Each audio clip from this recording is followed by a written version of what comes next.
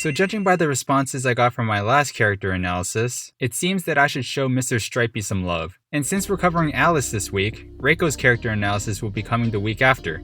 I'll do my best not to have too much overlap between the two, and make both analyses as unique as I can, but without further ado, let's just jump right into it.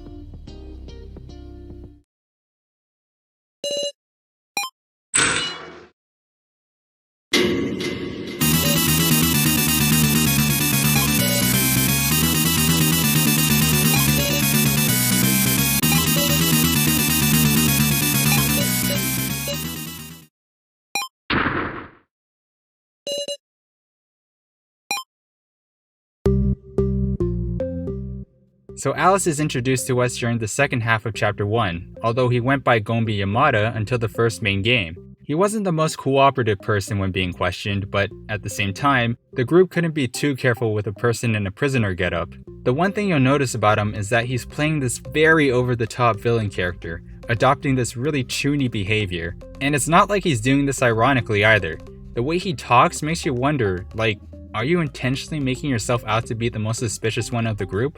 But I digress. Alice isn't seen interacting with a whole lot of other characters, aside from Sarah and Reiko, but from the brief interactions he did have, Alice seems to have a rough exterior, but isn't actually a bad person at heart. And to me, he doesn't seem to necessarily care for the other candidates on a super deep level, but rather he can't stand useless bickering, despite this overblown villain facade he has going on. The best example I could think of was when Sarah was having trouble trusting Kana again. Alice tells them that they're just playing right into the kidnapper's hands by doubting each other. Just reconcile, if only in appearance. The feelings can be appended after the fact. On the topic of Sarah, Alice didn't see eye to eye with her in the beginning. He actually thought she was a killer and led everyone with an iron fist, until realizing it was all just a misunderstanding. But the most significant relationship he has is with Reiko.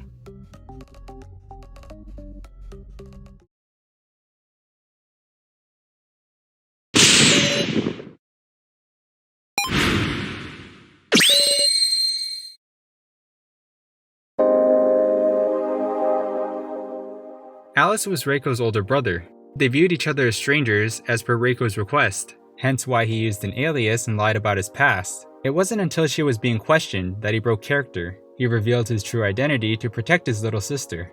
Reiko had cut ties with Alice after finding out that he was a murderer. She didn't want to let anyone know that she was related to a criminal, and yet here they were, in a situation where they had to potentially kill each other. Although Alice wanted to respect her wishes by keeping his distance, he didn't want to see his sister being hurt because of what he did in the past. I'm a simple murderer, but Reiko's different. She's a good and proper person. That's all I wanted to say. Damn it all. The two siblings continued to keep their distance from each other, but Alice never stopped worrying for his sister. The same couldn't be said for Reiko, however, making it difficult for the two to even greet each other, let alone strike up a conversation. He told Sarah that Reiko brimmed with vitality and had a real talent in music, but she's always been harsh on others, as well as herself in the past. She antagonized everyone and ended up alone, not even willing to approach others to round out the numbers in her band. Alice was there to make up for her weakness. He wanted to let her know that she'd always have an older brother to look up to and trust whenever she needed help. He had confidence in his talented little sister, viewing her as some superhuman with a will of steel. Or so he thought. Because he'd soon learn that Reiko was just an ordinary human. She was devastated to learn what had happened with her brother, so much so that she dissolved her band. She couldn't sing their songs again because it would only bring back unwanted memories, feelings that she'd rather forget. Ever since that day, Alice had regretted wounding Reiko's heart, a wound that can't be healed simply by accepting his punishment. And it wasn't just Reiko, but his family as well, having to live with the fact that their son was a murderer. He'd taken away something so precious to Reiko, and now he doesn't know what to do. That is, until he found the bongos.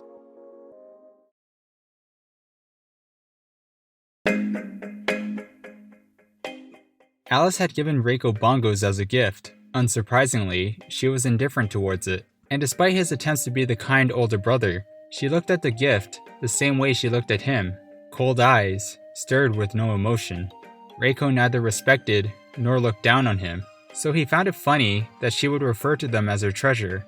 Regardless of whether or not it was true, the bongos were still something Reiko had cherished, and Alice was willing to get it back for her. Sarah agreed to help him, and we actually see him go out of his way to try and collect enough Reiko tokens himself. The bongos were so much more than a joke gift. It was a way to apologize and to reconcile with his little sister. I am not a person who asks for selfish things. I intended to atone for my crime, for the victim's family, and for my own. If only it weren't for this death game. There's not enough time left to do this in the proper order. So just once before I die, I want to apologize to Reiko. Sarah Chidoin, thank you. I will give her the bongos.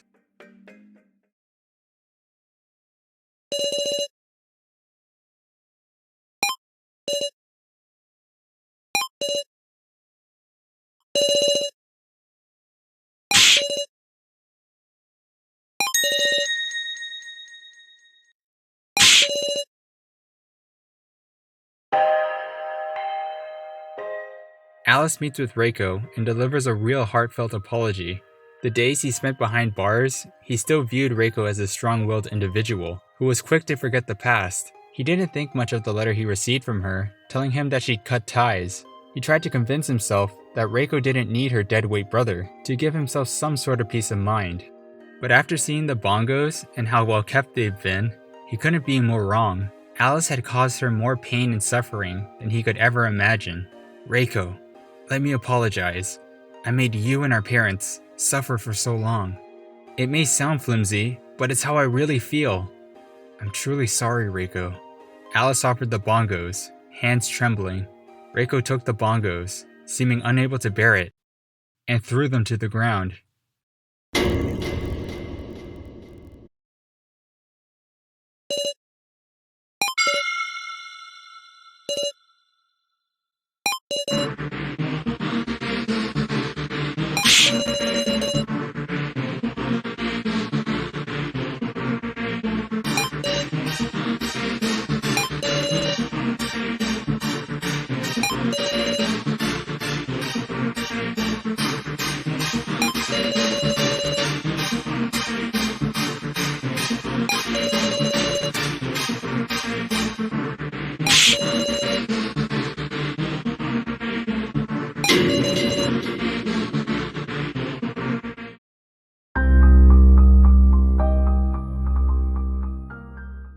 Unbeknownst to him, the Reiko he'd been talking to was just a dummy. Despite this, his feelings still held strong. He'd always protect Reiko, no matter what. He defended her during the final attraction, but when he found out that she was a fake, he was furious that the kidnappers would toy with his family, and in an instant, his life came to an end, unable to apologize to his sister.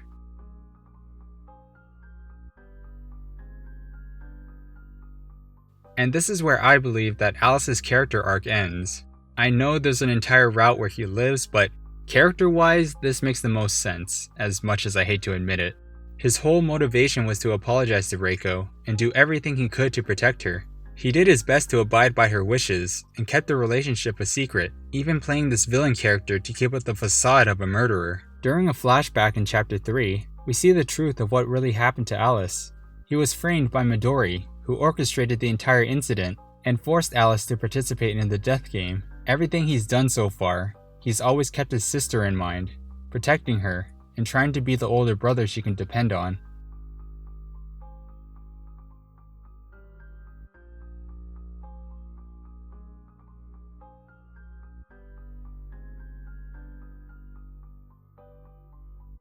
I don't know about you, but this was some Sasuke and Itachi type stuff where Reiko saw Alice die without knowing a single thing. And I won't lie, I definitely teared up a bit while going through this entire thing. Alice is probably my new favorite tragic character. Sorry so. But anyways, that's it for this week's character analysis. I hope you enjoyed. If you did, make sure to leave a like and a comment. Also subscribe to my channel if you want to see more of these types of videos, yada yada yada. I'm out.